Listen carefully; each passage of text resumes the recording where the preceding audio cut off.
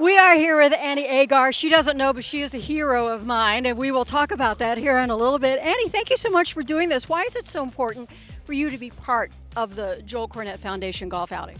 Well, when Jordan reached out to me, he gave me a call, and he probably got into 2 sentences in.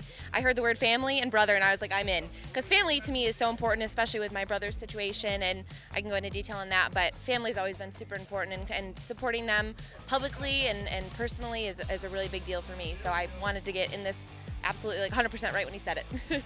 Probably just like a lot of you, I've been following Annie on social media. That's how I discovered her. And I am always so impressed when people take adversity and flip it.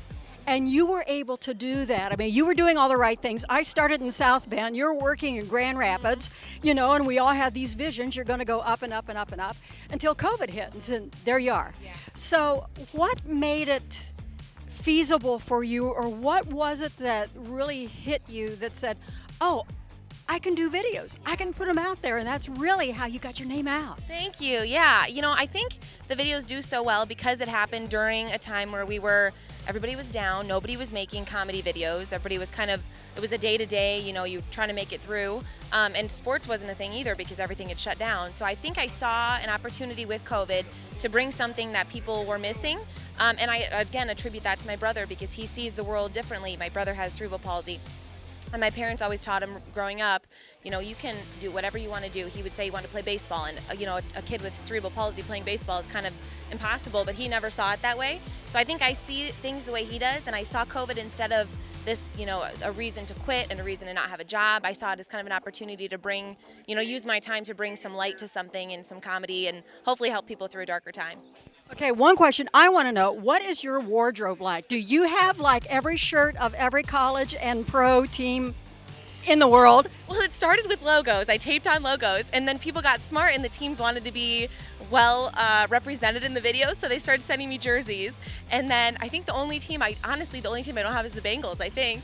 So I have to get that jersey in the off season. But yeah, it was like a game then. The Broncos would send me one, and then the Jets would be like, well, the Broncos sent you one, I got to send you one. It was so fun. So I do have a plethora of jerseys at my disposal. And I still have a couple college logos because it just seems fitting. Like the Jets for the longest time, I just had a half taped on logo because that just seemed fitting for their situation. So a couple of the teams, I'll keep it that way. But yes, I have a lot of jerseys. You talked about your brother and how much family means to you, and I watched your TED talk about, you know, thinking outside the box, you know, thinking in an unconventional way. And I think that if nothing else that we learned in COVID is that we have to start thinking in unconventional ways. I mean, who would have thought, you know, when I was in college, when you were in college, who would have thought that you could like make your own videos and get more viewers than you could on television? Right.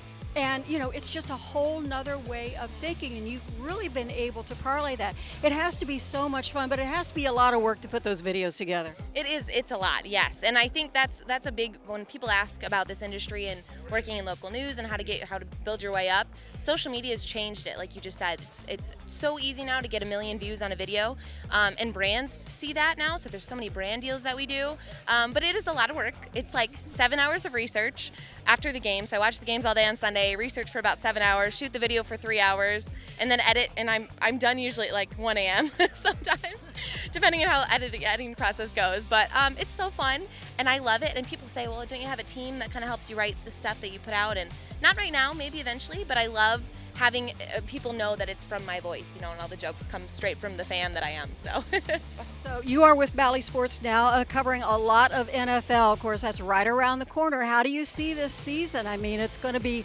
you know, quarterbacks are moving, running backs are not. Right, that's a great way of saying it. That sums it up right there. Quarterbacks are moving, running backs are not. It's going to be a very interesting season. I think there's more. I say this every season, though. There's so much off-season drama that you can't wait to see it play out on the field. But I think there's so many things up in the air, like the Jets situation. You know, I'm a Packers fan, so I've been dreading this whole off-season. But seeing it all kind of progress, and then it's going to hit its peak, and we're just going to play football, and I just cannot wait for that day. It's going to be great. I can't either. It's going to be a great season. Annie Agar, thank you so much for being here. Thanks for taking the time to talk with us. When I saw you were on the list, I wanted to make sure I got an interview, so thank you. Nancy, I appreciate it. Thanks for having me out here. It's been fun.